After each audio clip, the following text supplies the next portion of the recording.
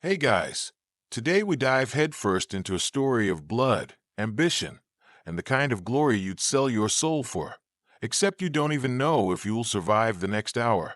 Picture this: sails torn by black winds, screams lost to crashing waves, and the sharp taste of salt and panic in your mouth.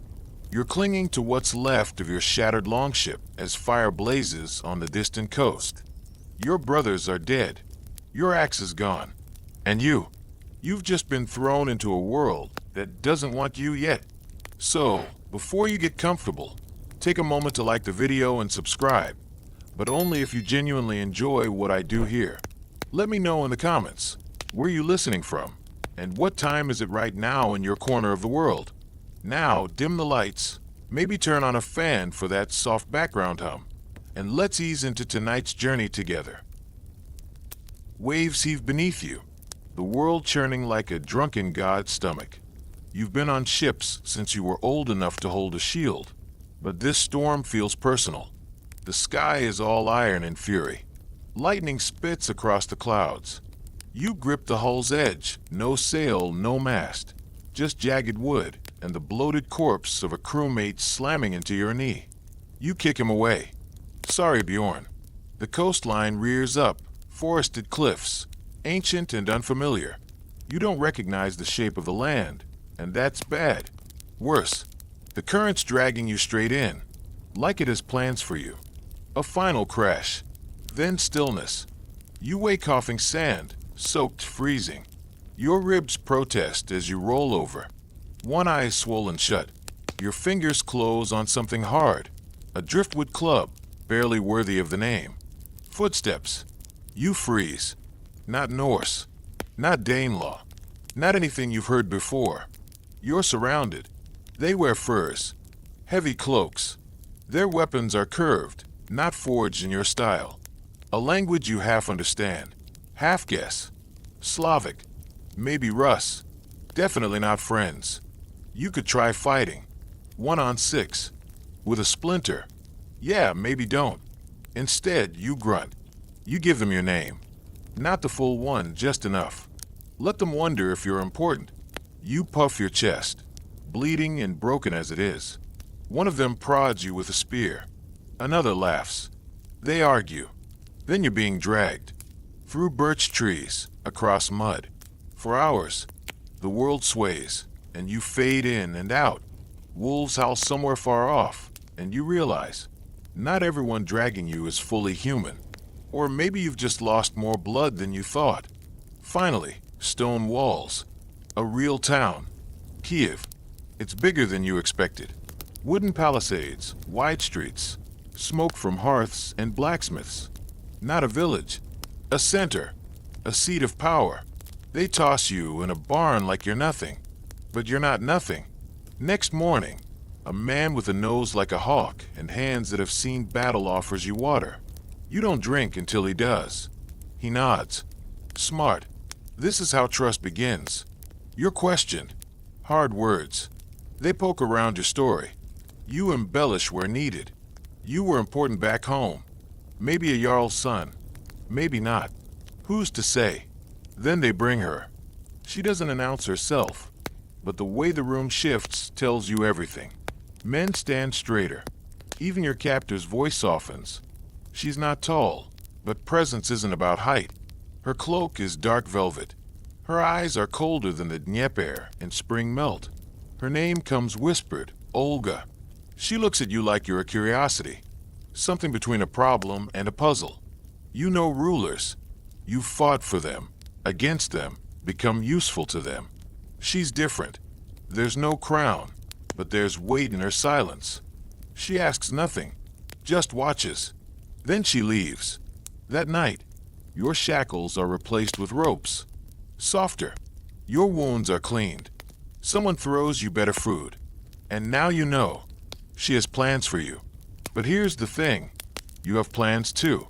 You didn't survive drowning, a storm, and Slav captors to rot in some dusty capital.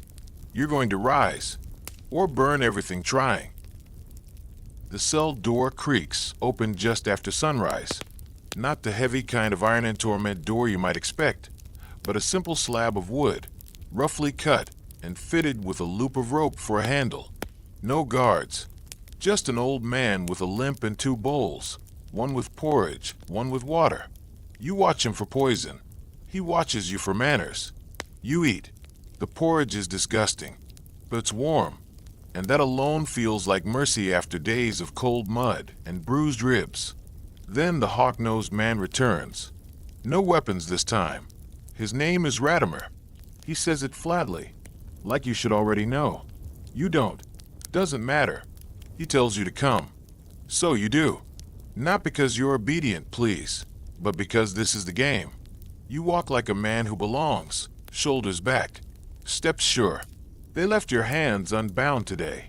Another test. The hall you're led into is carved wood and woven banners.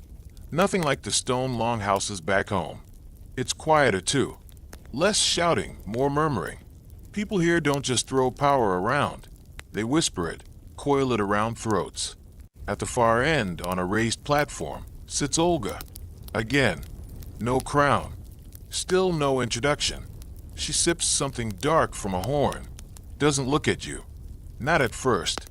But when she does, you feel it, like falling through ice. She gestures. A single flick of her fingers. You step forward.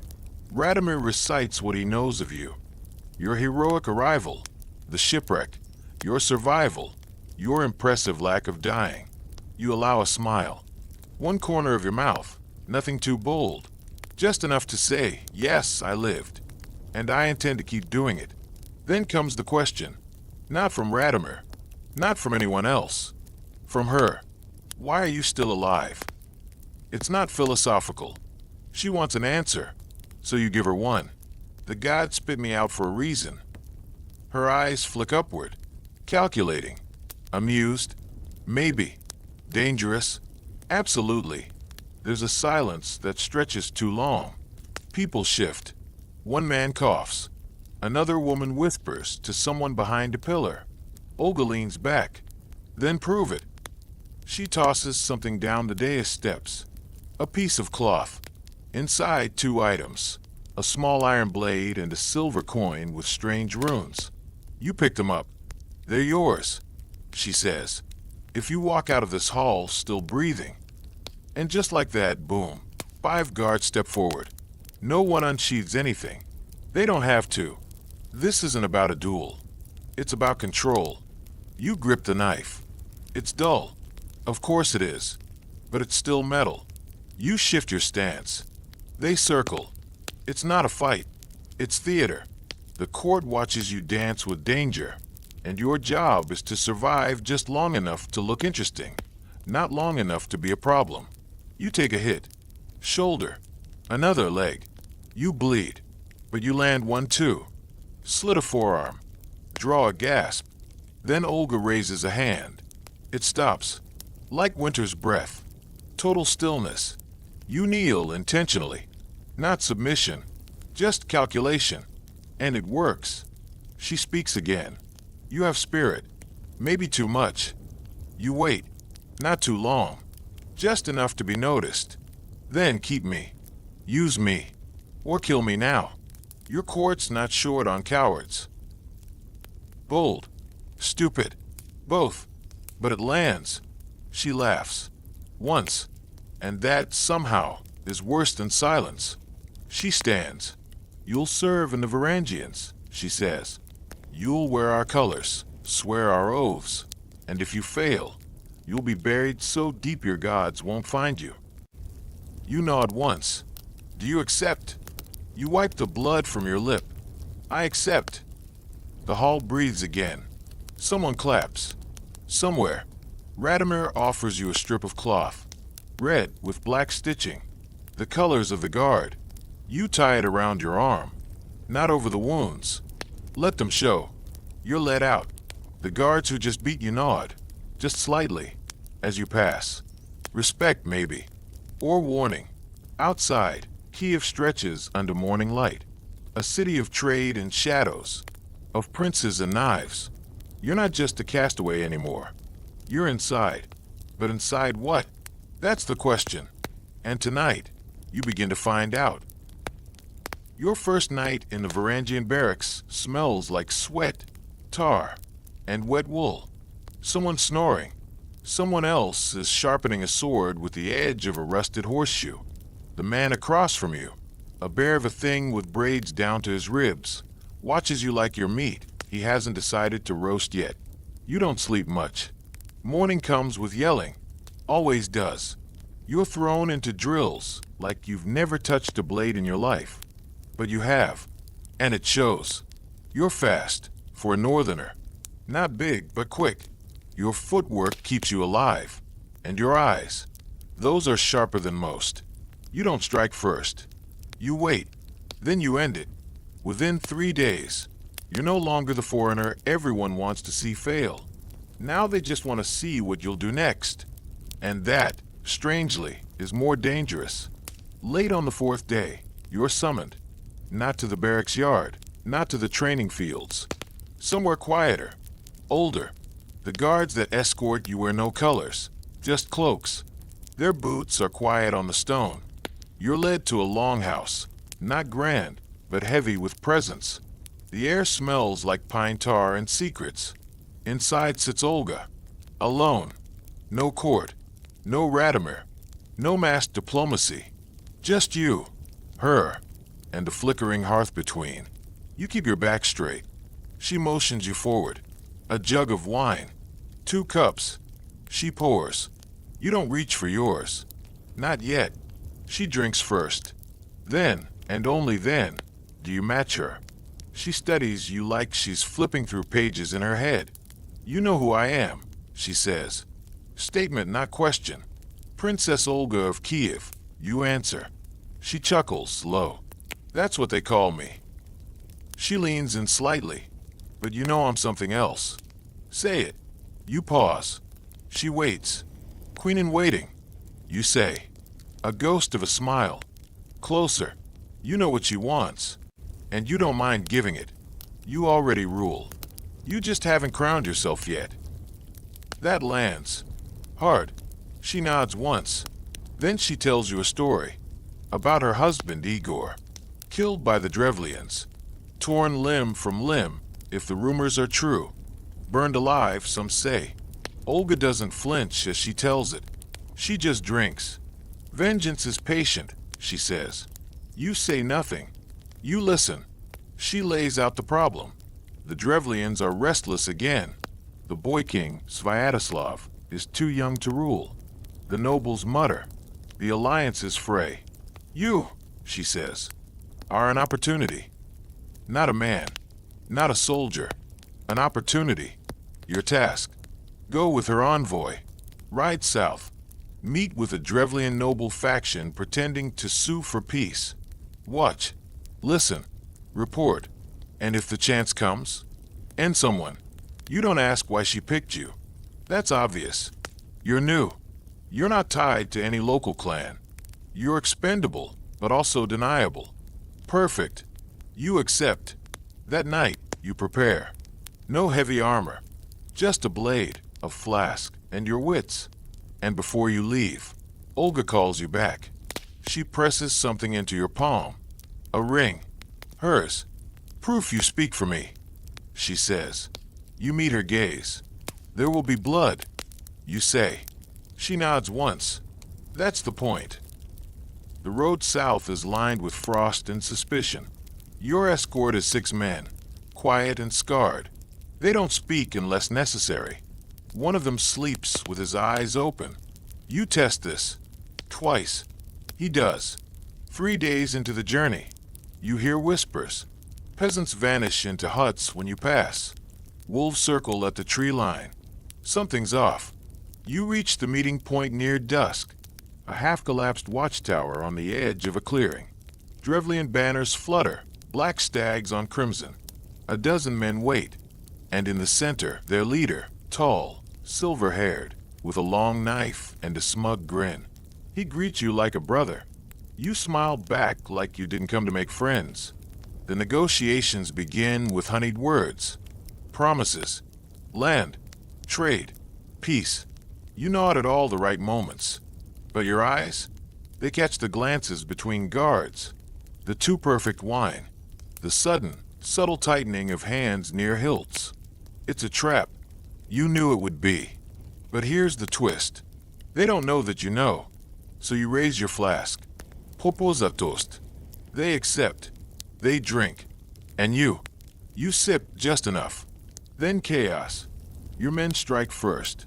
2 fall in seconds. You dive under a spear, roll. Come up with a knife in your hand and a throat in your sights. Screams. Blood. One of the Drevlians flees. You let him. Deliberately. He'll carry fear back with him. When it's over, you stand in the clearing, heart pounding. The silver-haired leader is dead at your feet. You wipe your blade clean on his cloak. Then, from the woods, a slow clapping. Radomir. You didn't know he was watching, but of course he was. You passed, he says. You sheathe your blade. I know. And now the court knows your name.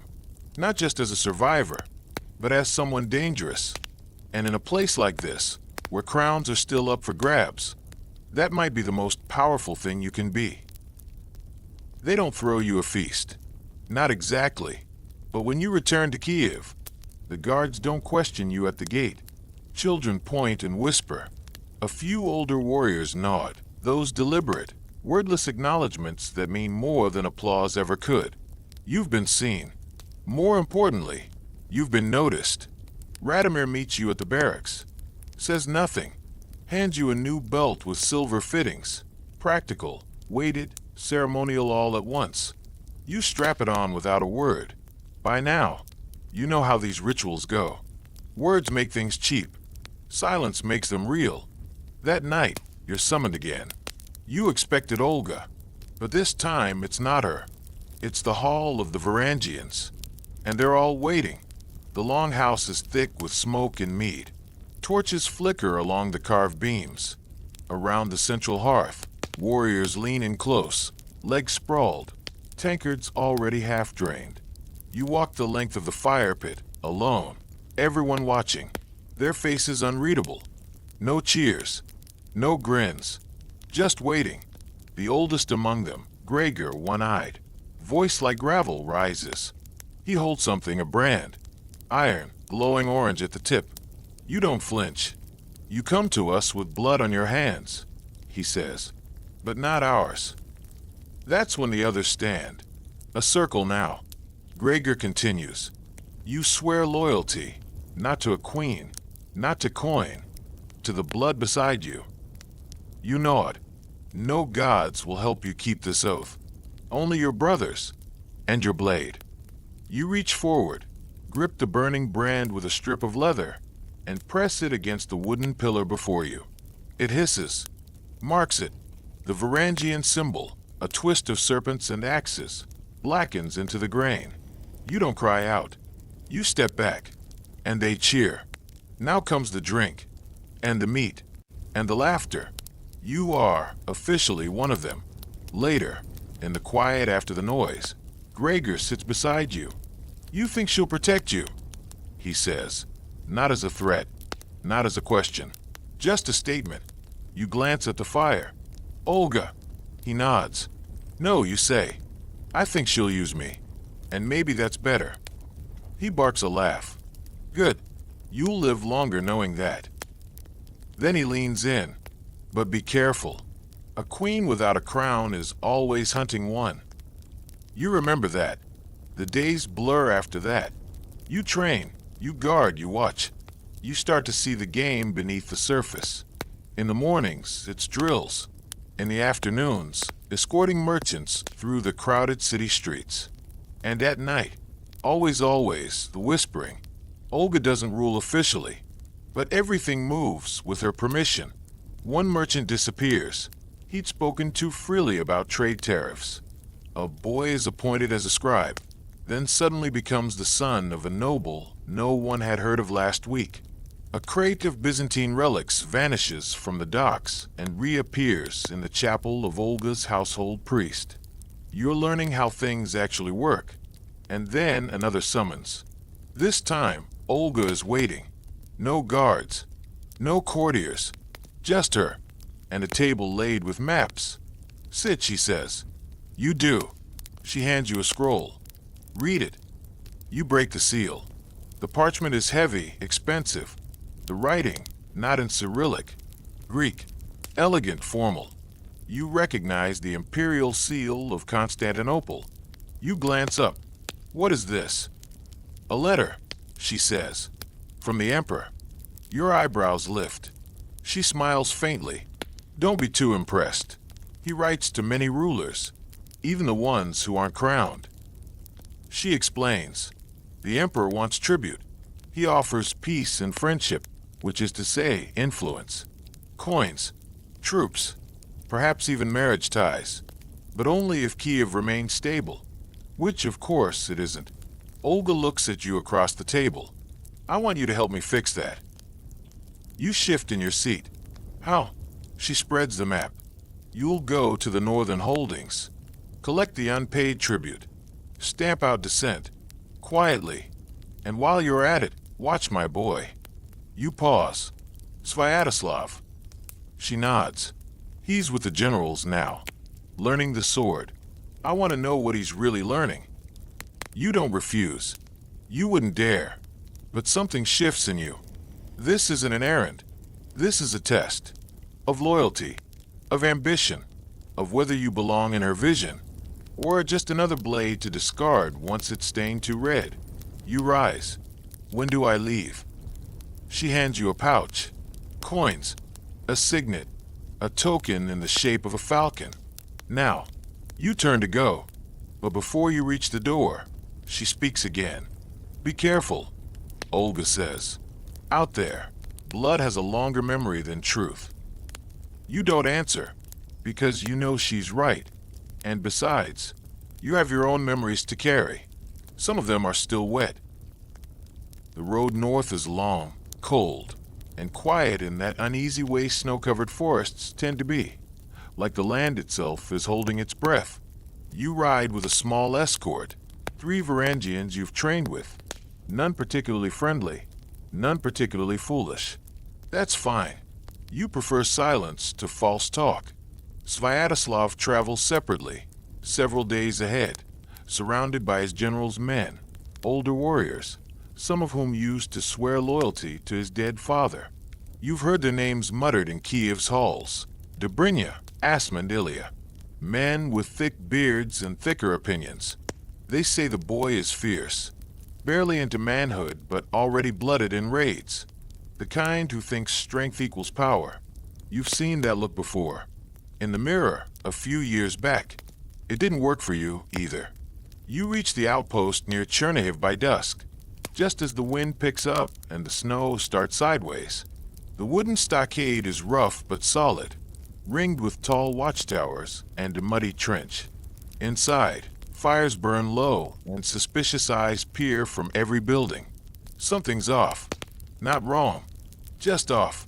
The commander here, an aging warhound with a dented helmet and a voice like snapped bark, doesn't offer you meat or meat, just a nod. He hands you the tribute ledger without being asked, and you see the first problem. The silver count is short. You look up. He doesn't flinch. We lost a shipment, he says flatly. You raise an eyebrow. To who? Bandits. Of course. Bandits is always the answer when coins go missing. You don't push. Yet, instead, you ask where Sviatoslav is. The commander gestures toward the east gate. Hunting, he says. He and the general took a group into the forest. No timetable. No detail. Just gone. You clench your jaw. Because now you're not just dealing with lost tribute. You're also a babysitter without a baby. Perfect. You leave 2 guards behind and take a horse into the woods. It's darker than it should be. Pines overhead block out most of the late winter light. Your horse snorts uneasily, breath steaming like a ghost. You hear them before you see them. Not animals. Men. Shouting. You kick forward, and suddenly the trail opens up into a clearing. Bodies everywhere. 5 dead. Maybe more. Arrows. Axes. Burned fletching. Slavic make. Sviatoslav stands at the center, sword drawn, eyes wild. Blood splatters his tunic. His mouth is open, panting, face twisted between pride and shock. He sees you. Too late. He grins. We got them. You dismount. What were they? Drevlian rebels, he says, sheathing his blade like he's posing for a statue. You scan the bodies. They're armed, yes, but they wear no colors, no faction marks, and one of them, an old man, is unarmed entirely, mouth frozen mid-plea. You crouch beside him. His eyes are open. You check his hands. No calluses. Not a fighter. Not a rebel. You stand slowly. Sviatoslav watches you with boyish triumph. Well, he says, did I do it right? You don't answer. Not out loud. But inside, something settles, a heavy understanding. The boy may be brave, but he's not ready. Worse, he's being taught by men who want war more than wisdom. Back at the outpost, the commander doesn't seem surprised when you return dragging 3 sacks of lost tribute, hidden beneath snowpack firewood. You don't call him a liar. You don't have to. You just drop the silver in front of him. Tell Kyiv, you say, that the roads are clear now. And you leave, because if you stay, you'll start clearing more than roads. 2 days later, you reach the river town where Olga once buried enemies alive in boats. Poetic justice, they say. Sviatoslav rides beside you, quieter now. He asks, did I do wrong? You don't look at him, but you answer. You did what they told you. A pause. That's not the same as doing right. He doesn't respond, and that silence, that tells you there's still hope for him. Maybe. Back in Kyiv, the frost has started to retreat. The rivers crack with meltwater. Merchants return. So do the whispers. Olga summons you again. This time, her study is warmer. Candles, not torches. 2 guards instead of 6. She listens as you speak. Every detail. She doesn't interrupt. Not even when you say, the commander lied. Or, Sviatoslav killed at least 1 man who didn't deserve it. She only speaks when you're finished. Do you think my son is ready to rule? You hesitate. Longer than you mean to. No, you say. She nods. Good, because he thinks he is. She pours wine. This time, you drink first. And she doesn't stop you. There are men who think we should name him king next spring, she says, almost casually. Crown him young. Guide him. Let the old blood have something to rally around. You say nothing. She watches you closely. But power given too soon is just a blade without a hilt. It cuts everyone. She raises her cup. To caution. You drink. And you realize, this wasn't just a report. This was another test. And you passed. For now. But you also know something else. There are others who want Sviatoslav on that throne. And not all of them plan to guide him gently. Spring arrives like a thief, quiet and sudden. The snow melts faster than expected, revealing the warped bones of winter beneath. Broken carts, rotted banners, the half-buried remains of men no one bothered to name. And with it, something stirs. Not nature, not peace. Tension. In the streets of Kyiv, voices grow louder. Ale flows with more ease, and tempers follow. You hear the word crown more often. Sometimes whispered, sometimes spat. Always with heat behind it. You walk the market rows and feel it. People stepping out of your way, not out of fear, but out of calculation. He's hers, they think. He's the queen's creature. And maybe they're right. You've given blood for her. Now she asks for more. This time, she doesn't summon you. She invites you. Not to the war hall. To the garden. You didn't know she had one. It's small, hidden behind high walls, full of sour apples and low stone benches. A place of quiet. That's how you know something is about to shift. She walks with you. No guards. No weapons. Just words. The Drevlians still remember, she says softly. plucking a dead leaf. They remember Igor, and they remember me. You wait. They've offered a peace banquet. Formal terms. In Iskarostan. You nearly laugh. That's where they killed her husband. And now they want to host her? I'm not going, she says. But you are. She lays it out like a chessboard. Their prince, Mal, is dead. His son wants to make amends. Or so the letter says. A convenient time to reconcile. A dangerous time to travel. You'll take a small escort. Ride under a banner of truce.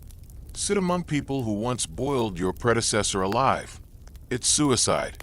Unless you make it something else. You don't say yes. You just nod. Because she already knows your answer. You ride light. 10 warriors, dressed in Kyiv's finest.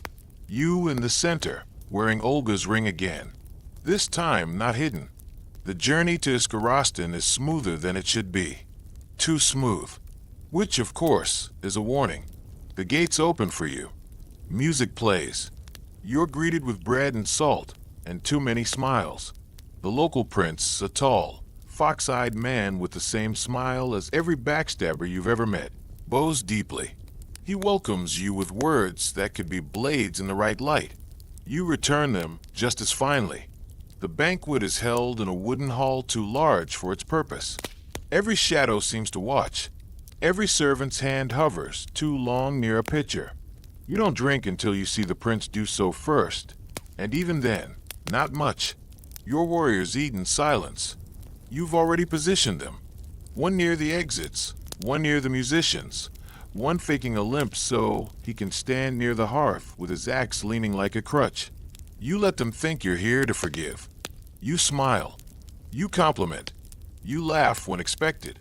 But you don't miss the way some men flinch when you mention Olga's name, or how the prince pauses, just briefly, when you mention Sviatoslav. Then, after the music quiets and the nobles begin to stagger off, he invites you to a private toast. You accept, because you're not stupid. You're daring.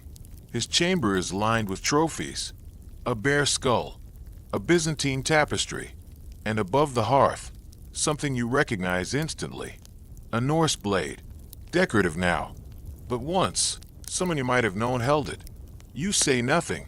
He pours the drink, sits across from you, then leans in. You don't belong to her, he says. Not a question, a test. He keeps talking. You could be something more. You're not Slavic. You're not part of their world. But ours? You understand strength. You understand how the old ways work. And then he says it. We could make a king. One with real blood, not a boy with soft hands. It's not an offer. It's bait. You take your time before answering.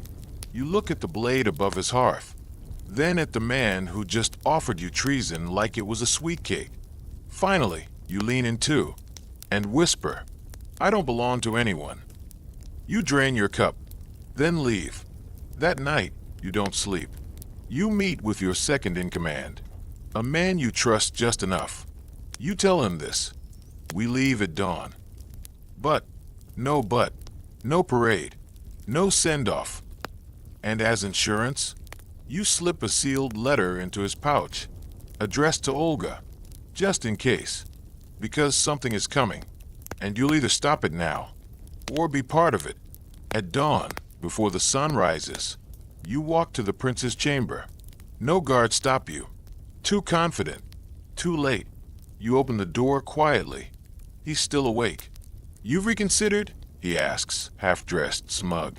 You nod once, then drive your dagger into his stomach. He gasps. You press close. For Igor.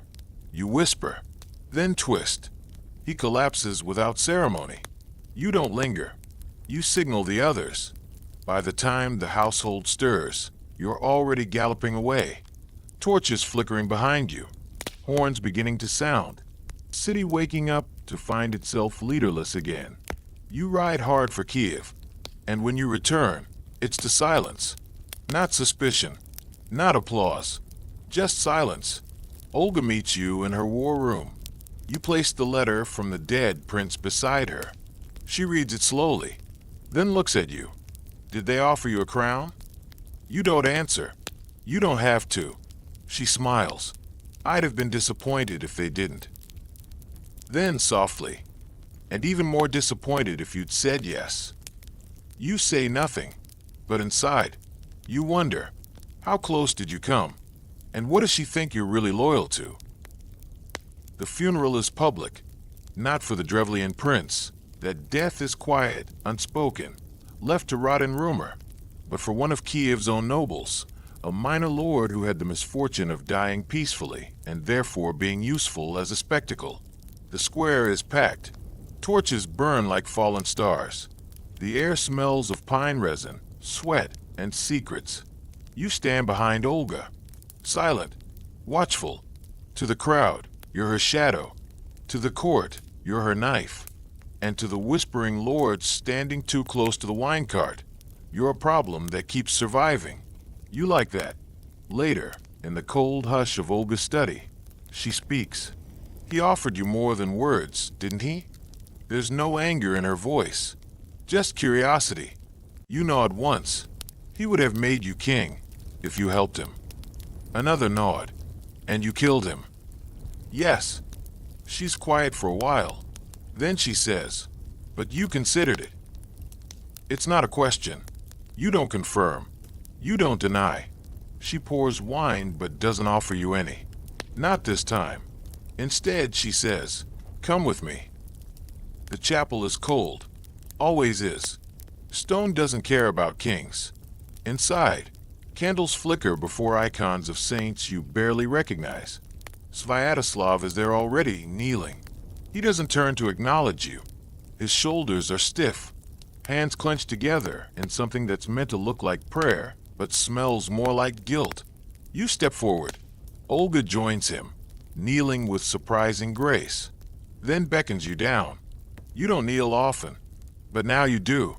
She begins to speak softly, but not to you, to the saints, to the God she still claims in public only when convenient. Let them know, she says, that we still hold the line, that we have not given in to wolves. You glance at Sviatoslav. He's staring straight ahead, his jaw clenched, a boy king in the making, wrapped in the armor of someone else's ambition. War is coming, Olga whispers. You know she doesn't mean swords and fire. She means something deeper. You can feel it too. The nobles grow restless. The trade routes are unstable. Some cities are refusing to send tribute at all. There are whispers that Kyiv is weak without a crowned king. Even her supporters are starting to murmur. When? And now so is she. Back in the longhouse, you sit with the Varangians. Meat flows. Stories too. One of the younger warriors, Mikkel, raises a toast to your revenge ride.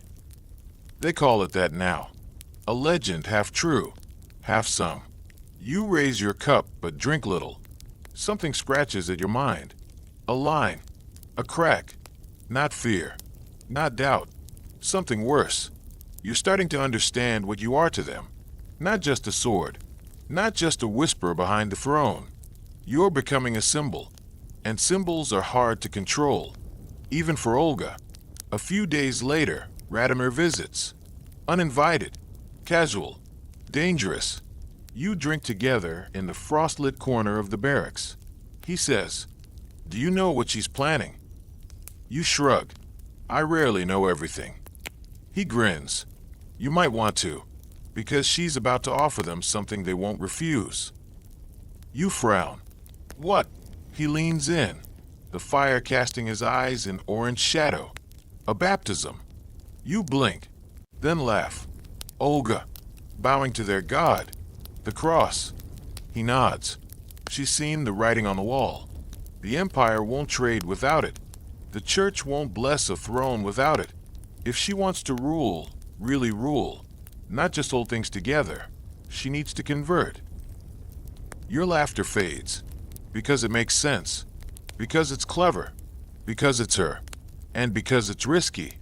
2 nights later, you see it unfold. A small ceremony. Quiet. Not public. A visiting priest from Constantinople. gold-threaded robes, incense thick enough to choke. She wears white, kneels, lets them pour water over her head, like a lamb to be claimed. And she rises reborn, not just as Olga of Kyiv, but as Saint Olga. They'll call her one day. The queen who bent to God, the queen who outplayed the gods. You watch from the back, arms folded, one hand on the hilt of your blade. The cord is buzzing. Some call it weakness, others call it wisdom. You call it what it is. A move. A perfect, deadly move. Because now she has two kinds of power. The old kind, steel, blood, fear. And the new kind, faith. You see it in the way the lords bow slightly deeper. In how the merchants offer gifts without being asked. And in how the whispers suddenly whisper less. After the ceremony, she finds you in the courtyard. The snow's melted to cold mud. She says, "Do you believe?" You raise an eyebrow. In your God. In any God. You consider it. Then shake your head. "I believe in leverage." She laughs. Low and real. "Then we believe in the same thing." You smile. But something's still there, hanging between you both. She's changed the game. And now, you'll have to play twice as sharp to keep up. You don't get to enjoy the silence that follows her baptism for long.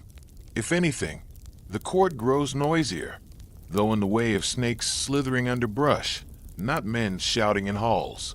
Now that Olga has dipped her toe in divine waters, the rest of Kyiv begins to adjust their masks.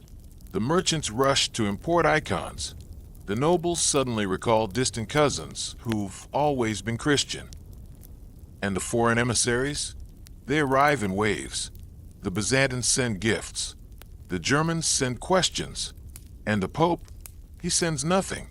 Yet, which, as Olga points out, is an answer all on its own. She meets them all with the same expression. Calm, disarming, unreadable. But you can feel it. A pressure building behind her new saintly eyes. Faith is useful, but faith is not control. And control, real, unshakable control, is what she's still fighting for. She brings you in one night late, past midnight, when even the wolves are tired of howling. She's sitting by the fire alone, with maps strewn around her like the entrails of a disemboweled beast. "You've seen how they look at him," she says, without greeting. You know who she means. Sviatoslav. They want a boy king they can shape, one they can put on a throne and carve their names into. You nod. She stirs the fire with a thin iron rod. "I gave them religion," she says, "and now they want ritual." She turns to you. They want a coronation. You raise an eyebrow. You're not ready to step down. She laughs. "It's not joyful." "Of course not. But the crown? That's a symbol. I can give them that." "You don't like where this is going. They want a king," she continues. "So we'll give them one. A boy. A figurehead." She taps the map with one long, clean finger. "And we'll keep the reins behind the curtain." The ceremony is set for the summer. Kyiv has never seen anything like it. Banners are woven, roads repaired. Foreign dignitaries are invited. Half of them enemies, half of them spies. The crown, such as it is forged anew. A circlet of gold and iron, set with a single ruby, so dark it looks black in the wrong light. You're placed at the edge of the dais during the ceremony. Visible, intimidating. You wear your best leathers, sword on your hip, cloak trimmed with fur. You're no noble, but they need you here. Because even now, Olga doesn't fully trust the crowd. Neither do you. Sviatoslav stands stiff in his ceremonial garb. He looks handsome, determined, a little pale. The bishop blesses him. Olga places the crown on his head herself. The crowd cheers. But you're watching the faces that don't cheer. The ones that flick their eyes from the boy to the queen still standing behind him. You catch one noble, pale and red-cheeked, muttering to another. You take a mental note. He'll cause trouble. Soon, that evening, Olga hosts a private gathering for her closest allies. You're there. So is Radomir. A few loyal generals. A single Byzantine envoy with an expression like a man smelling bad cheese. Olga raises a cup of honeyed wine. To the future. They drink. You drink. And then she announces the real plan. The court will now refer to her as regent. A quiet word. Modest. Almost deferential. But in practice, it means she still rules. You glance at the generals. Most nod. A few glance sideways. That's expected. But one Ilya tightens his jaw. You file that away too. In the weeks that follow, Kyiv begins to move like a beast under new command. Letters go out bearing Sviatoslav's seal. Troops are shuffled. Distant settlements are given new governors. One's handpicked by Olga. And you're sent to inspect one of them. It's a soft exile. Not a punishment. Not a reward. Just distance. She doesn't say why. Doesn't need to. You're getting too close to the fire. Or maybe she wants to see what you do when you're not under her eye. So you go. The outpost near Polotsk is nothing special. A wooden fort, a muddy road, a clutch of traders who hate taxes and hate soldiers more. But you make it work. You root out 2 corrupt stewards in your first week. You double the tribute flow in your second. By the third, people start calling you the Iron Hand. Not to your face, of course, but it spreads. Then one night a rider arrives. No flag, no colors, just a scrap of parchment. One line. He's being turned. No name, no signature. You read it 3 times before burning it. And then you ride. Back in Kyiv, things are not quiet. Sviatoslav has started meeting with nobles alone. He's issued a decree reducing tribute from 2 regions without consulting Olga. The court is buzzing. And Olga, she's watching. You find her in her chamber. This time, she looks tired. Not weak. Just worn. She doesn't greet you with fire. He thinks he's ready. You don't argue. You've seen him. He's older now. Broader in the shoulders. More confident. But he's not her. And that's the problem. He's a good sword, she murmurs. But swords can't rule. You ask, do you want me to stop him? She looks at you, long and hard, then says quietly, no. Watch him. Learn who's whispering to him. And don't act until I say. You nod. But in your gut, you know this won't end quietly. Not with a boy chasing the crown he was only supposed to wear, not wield. Kyiv wears summer like a crown of thorns. Too bright, too hot, too loud. The river chokes with merchant boats. The air is thick with incense and politics. And the palace halls echo with footsteps that move too quickly to be trusted. You move quieter now. You watch. You listen. And what you hear is the sound of a crown slipping. Sviatoslav has become bold. Not reckless, he's too sharp for that. But bold in the way a young wolf tests the pack, nipping at its elders, sensing weakness, not yet confirmed. His meetings with nobles grow more frequent. He receives foreign visitors in his own court, without Olga present. He even rides out at dawn to inspect barracks, flanked by guards you don't recognize. It's a dance, and you're not sure if he's leading or being led, so you follow the threads. One leads to Ilya, the tight-jawed general who flinched when Olga declared herself regent. You trail him discreetly. By day, he's loyal, predictable, but by night, he drinks with merchants who don't declare their flags. He visits estates on the city's edge, homes owned by nobles who lost influence when Olga rose. You catch him speaking in code, smiling too often. You report this to Olga. She doesn't blink, just says, not yet. The second thread is worse. It leads to Radomir, your former handler, the man who tested you with the Drevlian mission, the one who pulled your strings when you were new and green and eager to prove yourself. You find him in a tavern cellar, whispering with a diplomat from Novgorod. The moment he sees you, the words stop.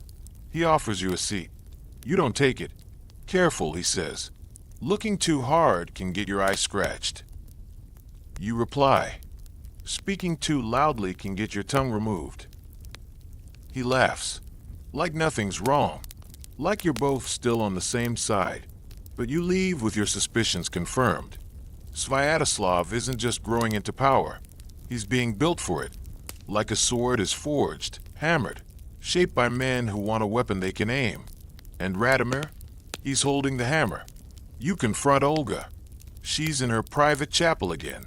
Candles lit, icon shadows dancing along the walls like ghosts of kings long dead. You tell her everything. Ilya, Radomir, the whispers. She listens, unmoving, then says, I know. You freeze. You knew. Her eyes flick toward the candles. They want to push him, make him take the crown, force me out, but he won't. How do you know? She turns her full gaze on you. Because he's my son. You want to believe that's enough, but you've seen sons betray for less. The next day, Sviatoslav requests your company. Not orders, requests. You find him alone, in the practice yard. He's shirtless, covered in sweat, practicing blade strikes with a weighted sword that would break most men's arms. You watch in silence until he finishes. Then he turns, breathing hard.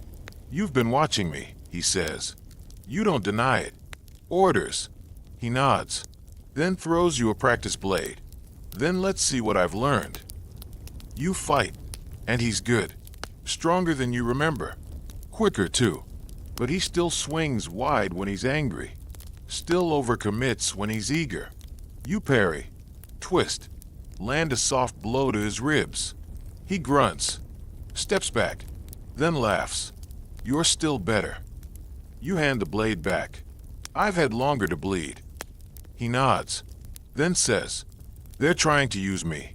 You know that, right? You meet his gaze. You know it. He nods again. I'm not stupid. They whisper in my ears, promise kingdoms, hint at my mother's, retirement. And I listen. You tense. But I don't follow, he finishes. You study him, and for a moment you see it. Not the boy who craved approval, but the man who's learning how to wait, how to choose his moment, just like his mother.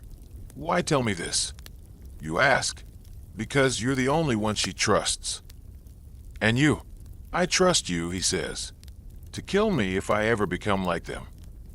You don't respond, but the weight of those words stays with you. A week later, Olga calls a full court assembly. An unusual move. The nobles pack the long hall. Merchants linger in the rafters. Priests shift uncomfortably. You stand near the throne, arms folded, eyes scanning. Sviatoslav sits beside her now, crown on his head, sword at his side, but he doesn't speak. She does. I was called tyrant when I ruled alone. Olga begins, voice even. Now they say I hide behind my son, that I use him like a puppet. Murmurs ripple. She lets them. I say this, the rule of Kyiv is not a toy. It is not a jewel to be passed from hand to greedy hand. She stands, and suddenly, she seems taller than the banners above her. My regency ends this winter, she says. After that, the boy becomes a man in full. A king. My name will fade. My crown will pass. Gasps. But you notice, Sviatoslav doesn't react. Because he knew. She turns to him. And if I am ever called back, may it be by his word, not yours. She glares at the nobles. Until then, I serve him. The hall erupts. Some cheer. Some whisper. Some already scheme. But you just watch them all. And you know this. She hasn't stepped down. She's just stepped aside. And that might be the most dangerous move yet. Winter arrives before the court is ready. It comes early, sneaking in on cold winds and darker skies. Snow smothers the city in silence, and the nobles retreat behind thick doors and thicker lies. The roads ice over. The river slows to a trickle beneath its frozen skin, and Kyiv feels less like a kingdom and more like a game board waiting for the next move. Sviatoslav is king now, officially. Olga no longer sits at his side in court. She walks behind him. She wears gray, not gold. She signs fewer letters, issues fewer commands. And yet, nothing has changed. Everyone still watches her when he speaks. You see it more clearly now. How power shifts. Not in lightning strikes or bloody coups, but in pauses, in glances, in who people turn to when they're uncertain. One morning, a group of generals argue over troop movements in front of Sviatoslav. He listens, nods, waits. Then quietly he says, "I'll consult my mother." They go silent. He doesn't even notice what he's done. But you do. So does Olga. That night, she visits you. Not in her chapel. Not in her garden. At your quarters. Wrapped in a heavy wool cloak. Face pale with frost and candlelight. "We have a problem," she says, stepping in before you can speak. "You Purti." She doesn't touch it. 3 cities have delayed tribute. 2 governors loyal to me have disappeared. And Ilya's been sending messages to the Novgorod border. You wait, because you know what's coming. They're going to force his hand, she says. Force his. You raise an eyebrow. Rebellion. She shakes her head. Assassination. Not of her. Of him. You set the cup down, slowly. They don't want a queen. They don't want a boy. They want a void. One they can fill with their own sons. You lean back, and you want me to stop it. She doesn't answer, because you already have. You start watching closely. You trail Ilya's messengers. Quiet, cold work. Nothing noble about it. You bribe stable boys, follow wagon tracks, break into 2 noble houses by moonlight. What you find is worse than you expected. Letters signed and sealed to a foreign prince. An offer of transition support should Sviatoslav die suddenly. A name, Yarapok. A cousin, barely known, easily bent, and in one letter, a chilling line. His mother will not be a problem. She will be attending church. You burn that letter last. Then, without waiting for permission, you act. Ilya dies in his sleep. A quiet death. No blood. No scandal. Just a cold morning and a servant's scream. The court is told it was illness. Something in the wine. You attend the small funeral. Say nothing. Everyone watches you just in case. Especially Radomir. He corners you 2 nights later. You moved without orders, he says. Did I? You know you did. You sip your wine. Are you accusing me? He chuckles, sharp and bitter. No, I'm just wondering when she gave you the crown. You smile. I didn't take it. It keeps falling into my hands. He leans in. They're going to come for you next. You nod. I hope they send someone good. And then you leave. Because you're not here to argue. You're here to survive. 3 weeks later, Sviatoslav is ambushed. Not in battle. Not in a coup. In court. During a feast. While musicians play and nobles drink. A servant drops to one knee and presents him with a scroll. He opens it, reads it, then goes silent. The hall quiets, and he stands. Is this how they do it? He asks, voice calm. He turns to the nobles. Offer me peace. Swear loyalty. And while I raise a toast, you sign my death in ink. Murmurs. Denials. One man flees. He's tackled at the door. Sviatoslav raises his hand. Silence falls. And then, he orders the man brought forward. You recognize him. A cousin to Ilya. Small eyes. Sweaty hands. The kind of man who would kill with coin, not steel. Sviatoslav draws his blade. And waits. The man doesn't speak. Just trembles. So the king, newly crowned, newly hardened, executes him in front of everyone. One clean stroke. One long silence.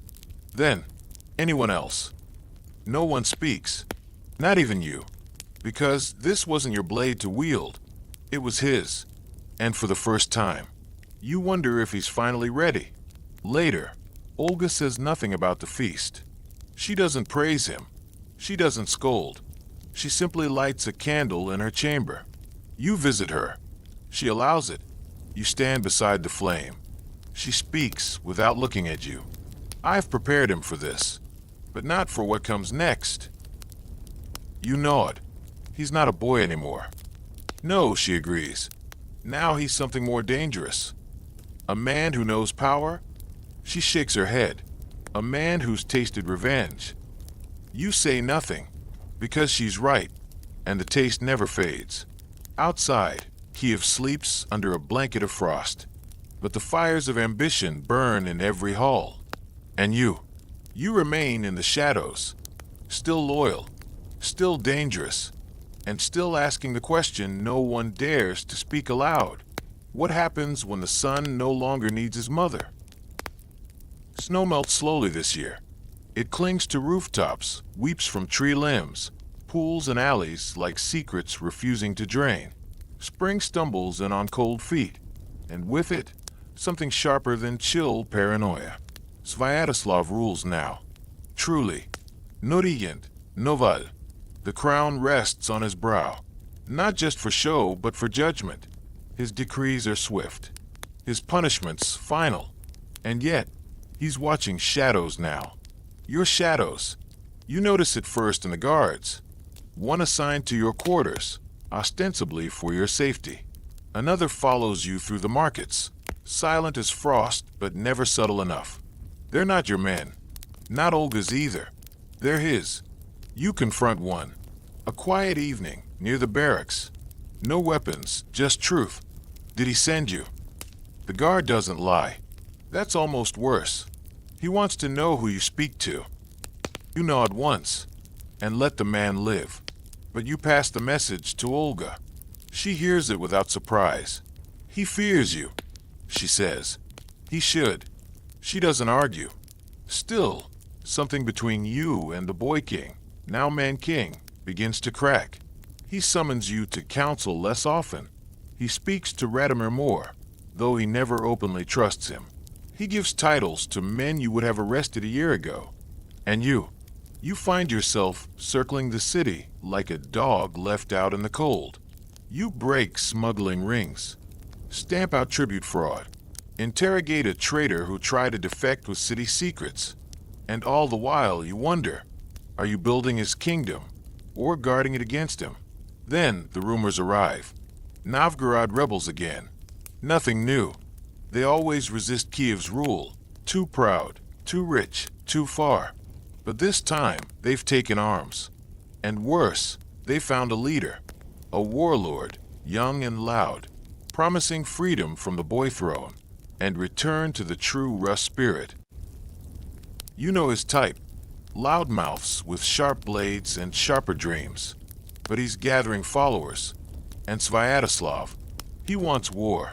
He gathers his generals, declares a campaign before the council even debates it, plans to march north by the end of spring. Olga opposes it, openly. There are traitors here, she warns, enemies inside the gate. Then I'll purge them, he replies. She doesn't raise her voice. She doesn't beg. She just says, you are king. Act like it. But when he leaves the chamber, you're the one she looks to.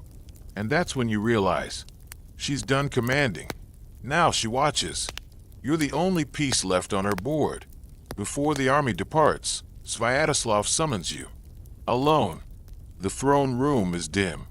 Curtains drawn. The fire low. He's not dressed in royal garb, just furs and leather. A warlord again, not a monarch. You've served me long, he says. You nod. You served my mother longer. Another nod. He studies you. You knew when to speak and when to watch. You wait. He continues. If I don't return from Novgorod, everything crumbles.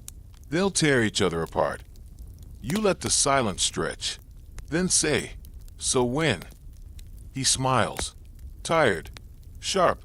Human. I intend to. Then softer. And if I die, Make sure it's you who kills the man who replaces me." You hold his gaze. That's the first time he's truly asked you for loyalty. Not to Olga, not to Kyiv, but to him.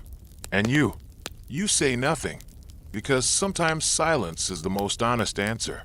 The army marches at dawn, thousands strong. Horses, banners, steel. You don't ride with them. You stay. By Olga's side. She says little, but her eyes follow the horizon long after the dust has faded.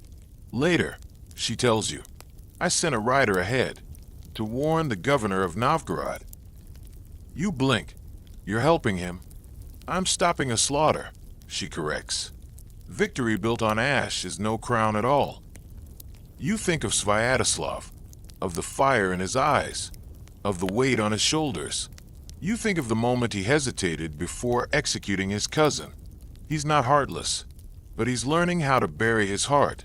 And that is almost worse. Days pass, then weeks.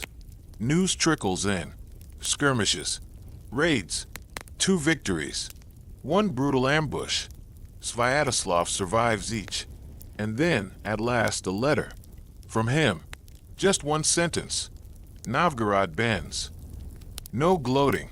No blood-slicked glory. Just victory. Clean. Final. You feel it. Deep down. The beginning of something new. Not a boy king learning to stand, but a ruler, one hardened by war, sharpened by betrayal, no longer in need of guardians. You bring the letter to Olga. She reads it slowly, then folds it, and sets it in the fire. "Then it's begun," she whispers. "What has?" She looks at you. "The moment I'm no longer needed." The city celebrates Sviatoslav's return with banners, bread, and 100 clashing drums. You watch from a balcony above the procession, face blank, arms folded, while below, the people cheer loud enough to shake the rooftops. He rides in alone at the front of the column. No fanfare around him, no retinue of sycophants. Just a young king on a mud-splashed stallion, blood dried on his boots, face grim as stone. This isn't a parade. It's a message. He's returned not as Olga's son, but as Kyiv's master. The mood in court shifts like ice beneath melting snow. Where once men angled to speak with Olga first, now they seek audience with Sviatoslav. Where once her every glance reshaped policy, now her silence draws speculation. Still, she remains in the palace. Still, she walks the halls. But she's no longer the sun all orbit around. Now she's the moon, familiar, luminous, but waning. You sense it. So do others. And some take risks. Radomir is the first to try. He approaches Sviatoslav in a crowded feast hall, voice honeyed, tones soft. The city loves you. They'll follow where you lead now. You don't need old shadows. You're standing nearby when he says it. He doesn't mention Olga, but he doesn't have to. Sviatoslav answers without blinking. "I don't fear shadows. I fear the men who think they're brighter than me." Radomir smiles like a man who's forgotten how to frown, but he doesn't press further. Not that night. The next incident comes from the church.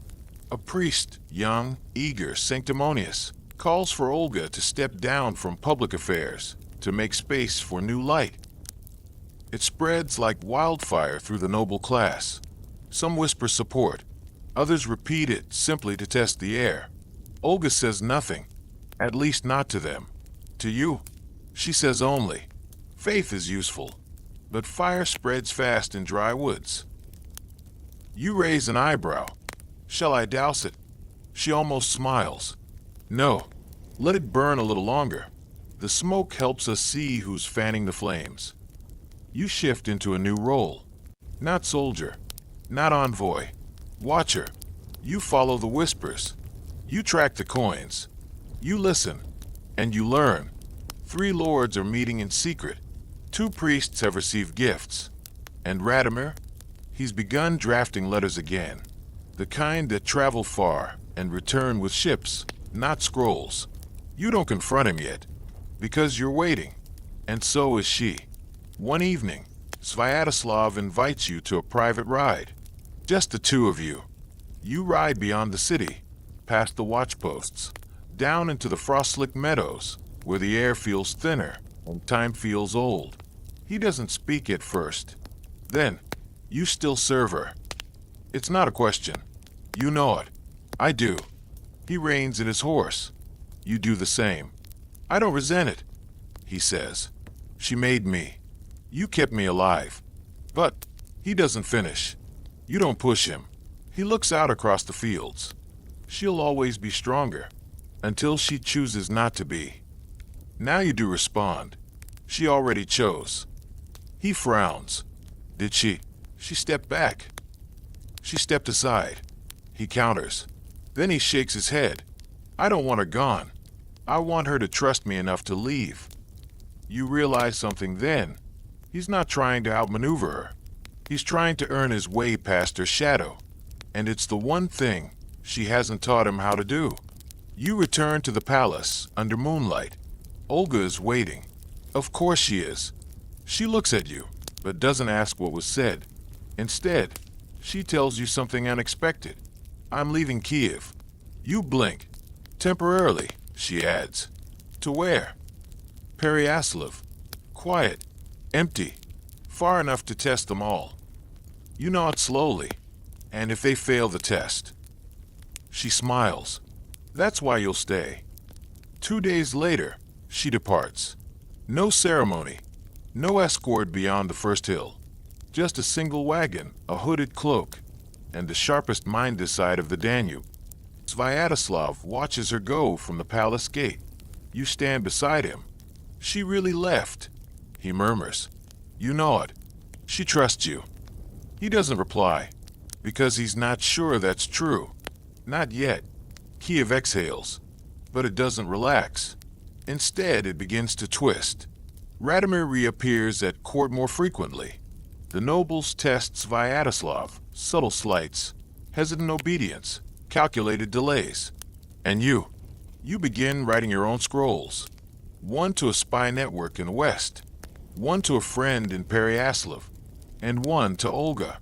Short, 3 words. They're making moves. Then the blood starts.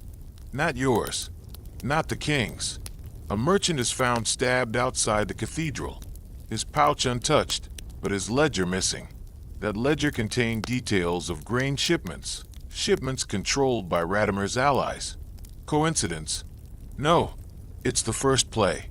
A strike in shadow. You report it. Sviatoslav responds fast. He arrests 3 minor lords. Publicly, he questions priests. He closes 2 taverns known for whispers. He declares a week of mourning for a merchant no one knew. But the message is clear. I see you.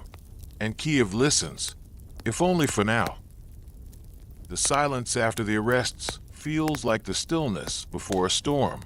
Not relief, not peace. Just the kind of quiet that makes dogs pace and widows light candles early. Kyiv holds its breath. So do you. Sviatoslav walks the halls differently now. Back straighter, pace slower, hand never far from the hilt of his sword.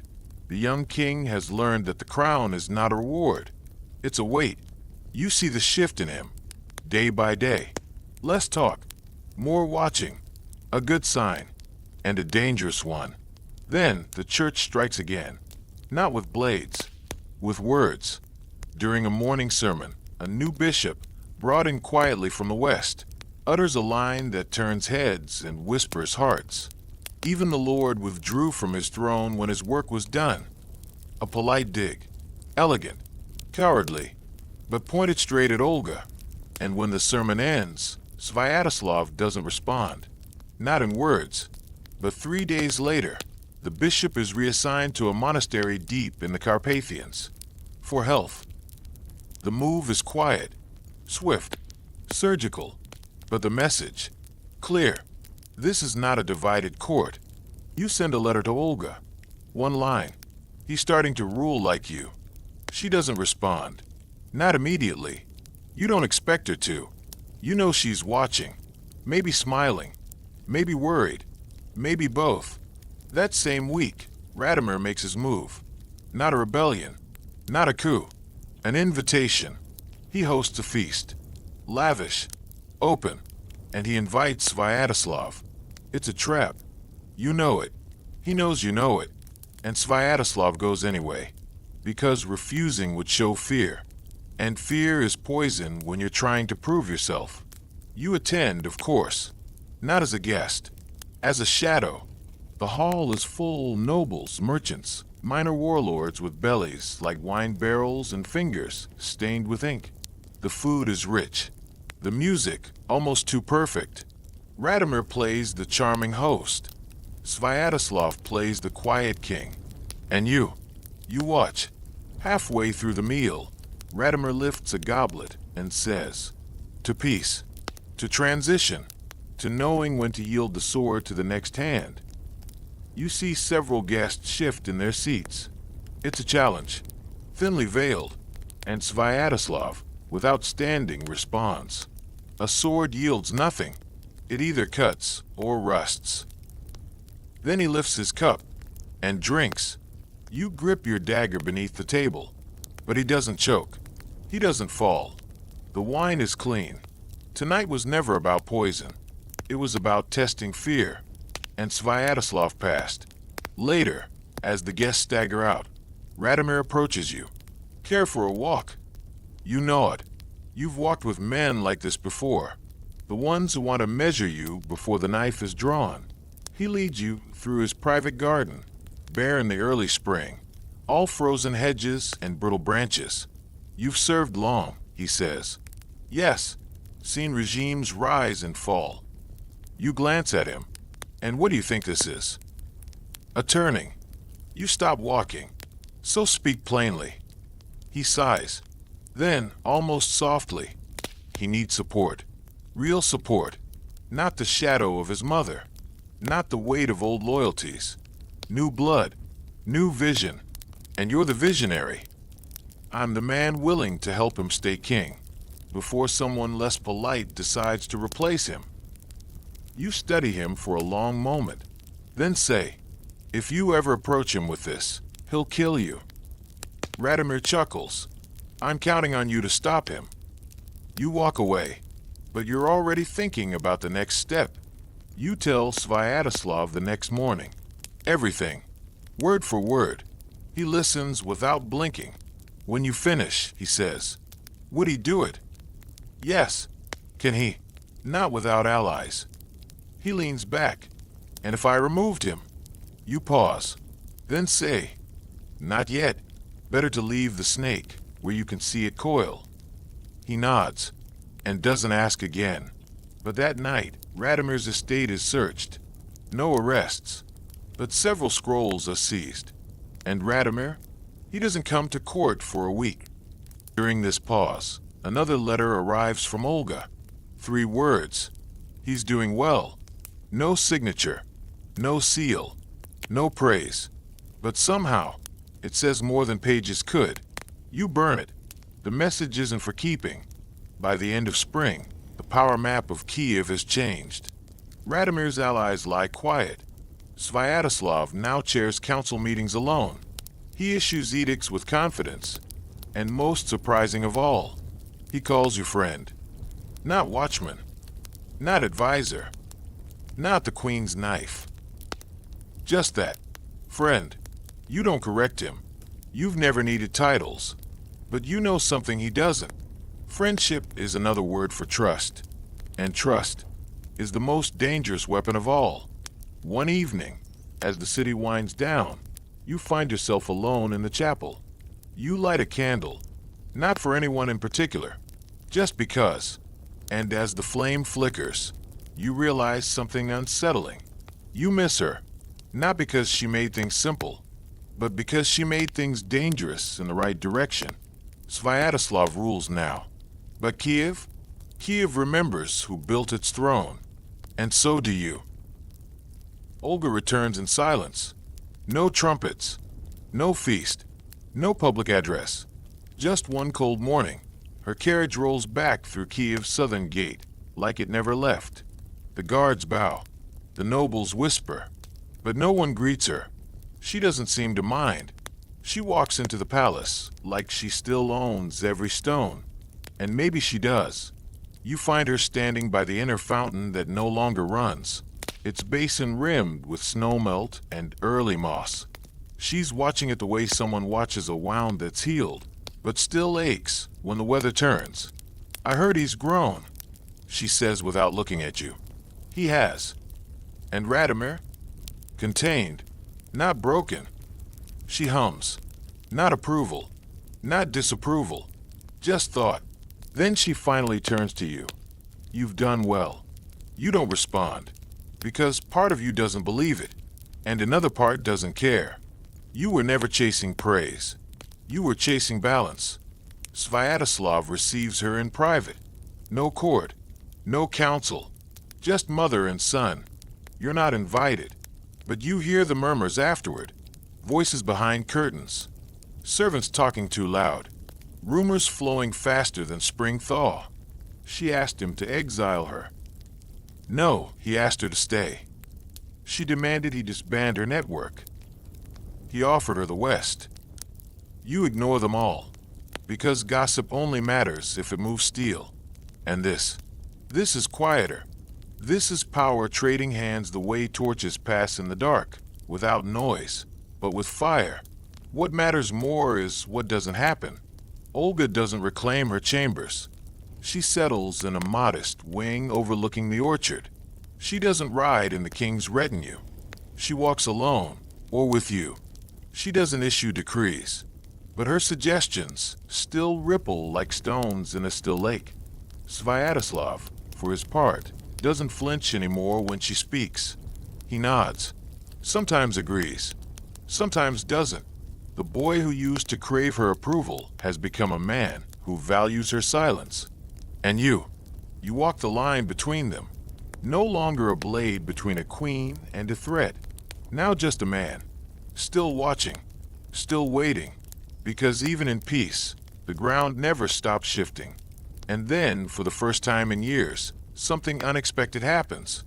A letter from the north, not from a spy, not from a noble, from a woman. Helga. You recognize the name. A shield maiden from Varangian stock. Fierce, intelligent, ruthless in battle and negotiation alike. You'd heard whispers she ruled a small port near the Baltic, trading salt and iron for furs and peace. You read the letter in full. She asks for an audience, with both Olga and Sviatoslav, and she signs it not as a vassal, but as an equal. The meeting is arranged in the private war chamber, stone walls, high beams, no servants. You stand at the door, silent as ever. Helga enters like thunder in boots, tall, red-haired, with a sword on her hip and diplomacy in her smirk. Sviatoslav greets her with respect. Olga greets her with curiosity. Helga doesn't bow.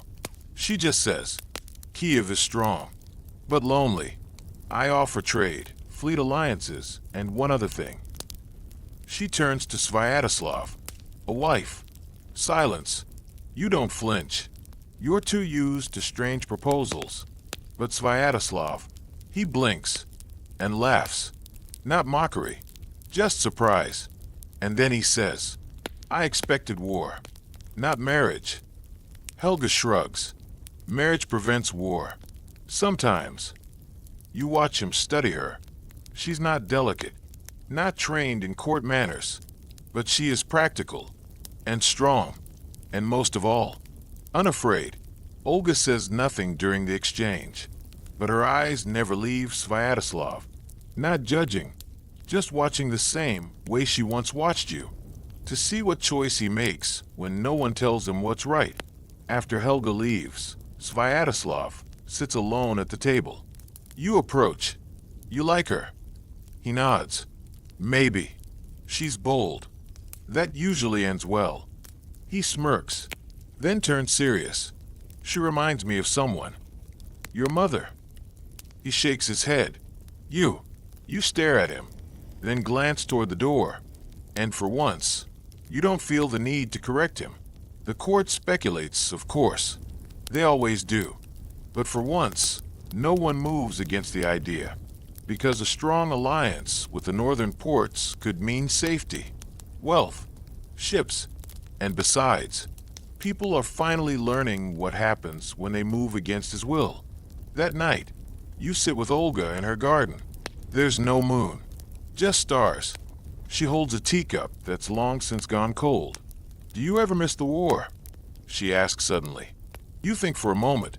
"No, but I miss clarity." She nods slowly. There's a strange peace in bloodshed. It tells you who's who. You both sit in silence. Then she says, "He'll marry her." You nod. "He might." It's a good match. It is. Then she glances at you. "You should leave." That catches you. "Leave. Not flee," she says gently. "Leave. Step away, before your presence starts to feel like a shadow." You look at her for a long moment. Then softly, "And what would I be without this?" She smiles. "A man." You don't leave right away. Instead, you linger, as most warriors do when the sword finally lowers and the battlefield goes quiet. There's still too much you feel responsible for. Too many unspoken things. Loose ends that no one else seems to notice. Sviatoslav announces his intention to marry Helga in the coming summer. He frames it not as a political gambit, but as a move of strength. A declaration. Two blades, forged separately, joining at the hilt. He says in court. Poetic, unexpected, and entirely his own. You watch the court nod, some slow, some wary, but none object. Not this time. Olga sits in the far back of the chamber. Not beside him, not behind him, just there, watching, measuring, allowing, and in that moment, Kyiv feels balanced. Almost. You return to the barracks one morning to find your weapons packed. Not stolen, not discarded, packed with care, cleaned, polished, and a note in Sviatoslav's hand. "You taught me enough. Now go find something of your own." You don't laugh, but you do smile, because the boy who once begged for your approval has now granted you something few rulers ever do. Permission to walk away. Olga meets you by the old orchard. She brings nothing with her. No guards, no cloaks, just herself and the cold spring breeze. "I knew you wouldn't stay forever," she says. You nod. "I thought I might." She gives a small, tired smile. That's the problem with surviving so many kings. You forget how to live without one. You walk together. No destination, just motion. And then, quietly, "Do you think he'll rule well?" You ask. Olga doesn't answer immediately. Finally, "I think he'll learn to. And I think he'll choose better than I did." That silence again. The soft, settling kind. The one before departure. She stops walking. "You're not meant to rot in these walls," she says. "You were the blade we needed, not the one we deserved. Don't stay here just to rust." You nod once, and then you leave her standing there, beneath the blooming white trees that barely remember the snows they outlasted. You ride north, past the edge of the city, past the bend in the Dnipro where the reeds hum like harps. You carry no flag, no title, just stories and old scars. At a crossroads, a boy asks you your name. You give it, but it feels like someone else's. So instead you say, "I served a queen." Then you pause, and then "I served a king." And that's all he needs to know, because the rest, that's your own. So here you are, friend, still with me, at the edge of a story that began in blood and betrayal and ends in the strangest way imaginable, with peace. Not the perfect kind. No such thing exists, but peace earned, piece by piece, from the hands of those who dared to forge it. You followed a Norse wanderer as he carved a path through courts and conspiracies, knelt before a queen who ruled without a crown, and stood beside a king as he grew teeth sharper than the wolves beyond Kyiv's walls. And maybe, just maybe, you saw a little of yourself in him, in the quiet loyalty, in the doubt, in the choice to stay when it would have been easier to leave. The lesson: power is never held. It's shared, stolen, shaped, and it demands a price from everyone who touches it. Olga knew this. Sviatoslav learned it. And you carried it until it no longer needed you. So now the story sleeps. The candles have burned low. The halls are quiet. The snow, perhaps, is falling again beyond your window. But before you go, let me ask you something. If you were offered a throne, not gold, not power, just the weight of responsibility, would you take it? Or would you, like our nameless watcher, choose the road? Leave me a comment with your answer. Let's see how many of you would stay, and how many would ride.